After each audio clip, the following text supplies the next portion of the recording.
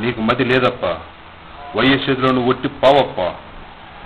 ఒకరి మహోన్నత హృదయం తెలుసుకునే జ్ఞానం నీకు లేదు. ఎవరి పేరు చెబితే కుల మత ప్రాంతాలకు అతీతంగా కోట్లాది హృదయాల ఆనందంతో ఉప్పొంగుతాయో, ఎవరి పేరు చెబితే లక్షలాది అభిమానులు రక్తదానం చేస్తారో, ఎవరి పేరు చెబితే వేలాదిగా నేత్రదానం చేస్తారో, ఎవరి పేరు చెబితే అవిటివాడు సైతం చైతన్యంతో నృత్యం చేస్తాడో లోకానికి తెలుసు. దళితుడన్న ఏకైక క్వాలిఫికేషన్తో నువ్వు మంత్రి అయ్యావు. ఎందరో ఉన్నతులు దళితుల్లో కూడా ఉన్నారు.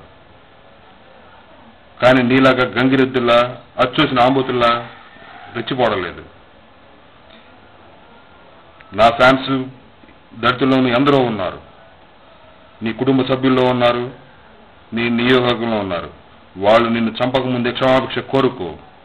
మారప్ప, నీకు మతి లేదు. వైఎస్ చేతిలో నువ్వు ఒక పావు. అర్థం చేసుకో.